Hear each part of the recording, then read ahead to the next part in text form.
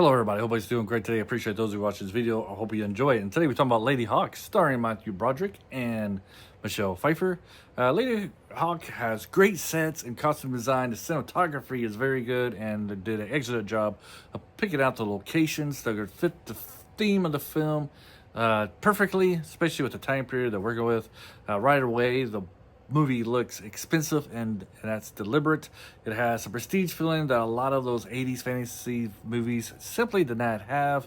You really see when the money is put into these shows, these fantasy shows, fairy tale shows back in the 80s, that you could really look crisp and sharp, unlike kind of like Deathstalker.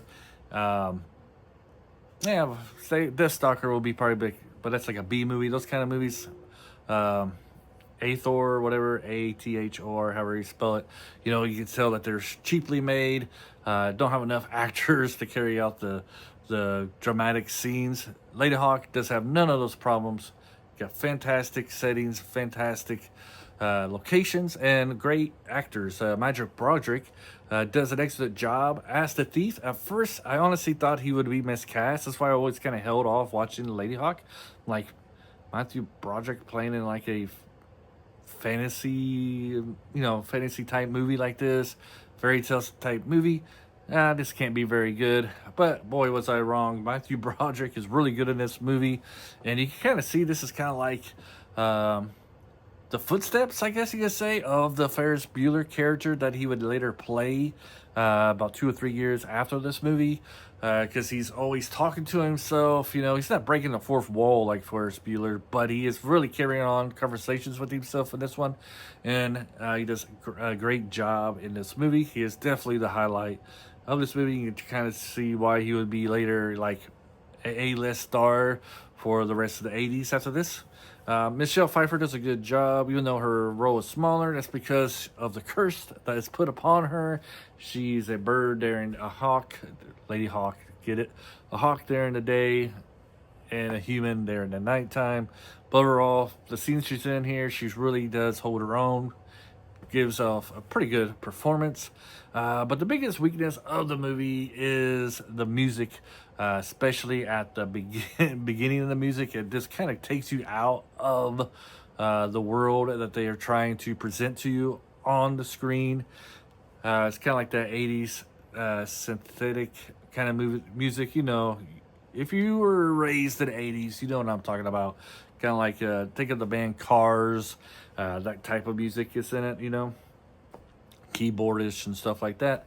However, the music does improve as the movie goes along, as they kind of cut the music scores down a little bit, and it kind of sounds more of your traditional music that you would think you would hear back in the time period that this movie's taking place. So just stick with the music for the first half an hour, maybe 45 minutes. Eventually the music catches up and starts to set of the correct tone that the movie is presenting. The fighting is also a bit clumsy. I give it a little bit of a pass though, because especially in the final fight, they are using long swords, so you know those things could be kind of heavy. I don't know if that would be realistic, but overall, the fighting scenes could need a little bit of improvement. However, it's not a lot of fighting scenes, so it doesn't hurt the movie that much. It's more a lot of chasing scenes, and as you see the scene here behind me, it's actually one of the better choreographed scenes.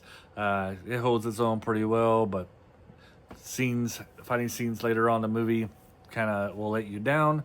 One thing that really stands out is how well funded Ladyhawke is. Like I said, when these studios put money into these, you can see how great they turn out. And then I don't know here. Looking at my notes. Overall, I was surprised and I enjoyed Ladyhawke. I thought it was a really good movie. One of the better fantasy movies, fairy tale type movies from the 80s. You know, Conan the Barbarian is very dark in its nature and bloody and stuff like this. Ladyhawke has a dark theme. You know, you got these two people being cursed, but it's very light comedy, especially with Mathew Broderick leading it. They don't really over-explain the villains in this one. They're kind of like lightly explained. Like the bishop, who is probably the main villain. He's very, he has a very little screen appearance. He's the one that sets the curse. It doesn't really get into how he was able to curse the princess and her guard. And I don't know if he's using dark arts to do this or if it was really the will of God. We know that he's a bishop, but he's a corrupt bishop. So that stuff is not really explained. It's just left to your imagination for you to decipher what's going on there. But overall, I enjoyed it. Great little movie. If you want to watch it with your family. It's enjoyable. Not as good as The Princess Bride, per se, but that's kind of the category I would more or less put it into. But nevertheless, it's great. You'll love Mathew Broderick in it. If you're a Mathew Broderick fan, you'll love it. If you've never seen a Mathew Broderick movie before, it's worth checking out because you'll see his why he was such a great popular actor during this time period. And overall, that's my thoughts on Ladyhawke. What do you guys think? Let me know in the comments below. Have a great day and adios.